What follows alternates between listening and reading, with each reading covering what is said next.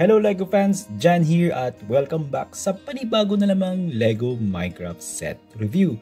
Today, hawak ko ang 21251 Steve Deserts Expedition. Itong set na to ay merong 75 LEGO pieces. Ang retail price nito ay $10 o may katumbas na 630 Philippine peso.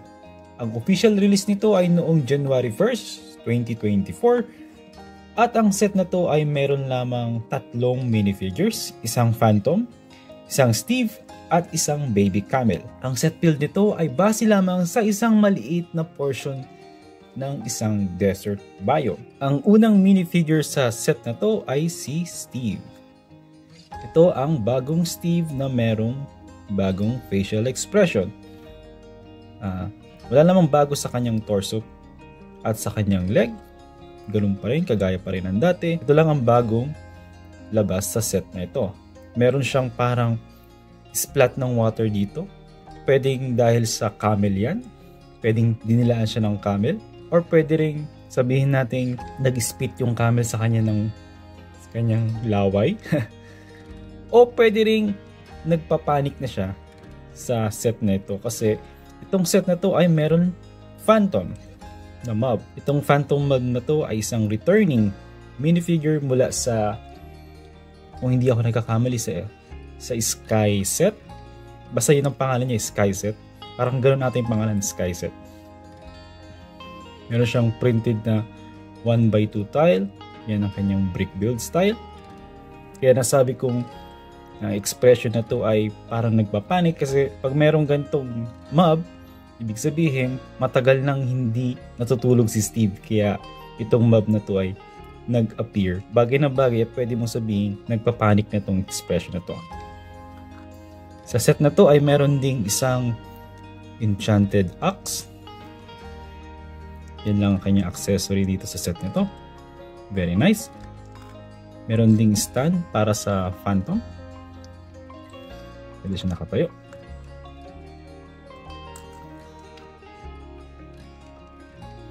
Ang pangatlong minifigure naman sa set na to ay isang Baby Camel. Ito ay brand new brick build design sa LEGO Minecraft. Yan. So, napaka-cute ng design ng Baby Camel ito. Very nice. Gustong gusto ko ito. So, yan ang 3 minifigure or character sa set na ito. So, doon naman tayo sa set build. Ang set build lang naman ay isang maliit na parte ng isang desert biome. So meron ditong player build na tent gamit ang white wool. Meron ditong bagong design na brick build cactus. Medyo blacky siya, parang mas accurate siya ngayon. Nga lang hindi siya tiled dito. So pwede mo siyang i-tile dito. Pwede mong palitan to ng tiles para maging mas smooth, saka para magmukha siya lalong black accurate. Meron ditong dried bush, meron ditong water stream, meron ditong crafting table, at meron ditong bagong design na campfire. So maliit lang tong set na to. Halos hindi mo nga may pagkasya yung minifigure sa loob, pero pwede man naman siyang... So ganito ang itsura pag nasa loob si Steve. Sakto-sakto lang sa kanyang sukat. Pwede rin ilagay dito yung camel. Yan. At pwede mong ilagay dito sa gilid yung Phantom. By the way, itong Phantom na to ay merong pwede mong i-move up and down yung kanyang wings, which is very nice. Ganoon din sa kanyang buntot. So, overall, ito yung pinakamurang set sa lineup ng 2024.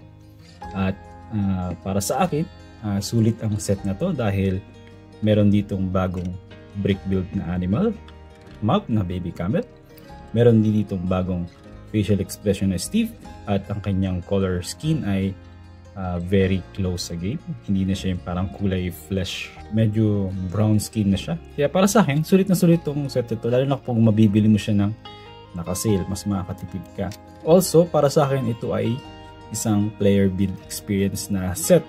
Kasi storytelling, gaya ng sabi ko, Pag merong Phantom, ibig sabihin, matagal na nagta-travel si Steve, wala siyang tulog-tulog. Kita mo naman, walang bed na nakasama rito sa set na to. Kaya most probably na ang storytelling nito ay Steve is traveling na matagal na, walang sleep.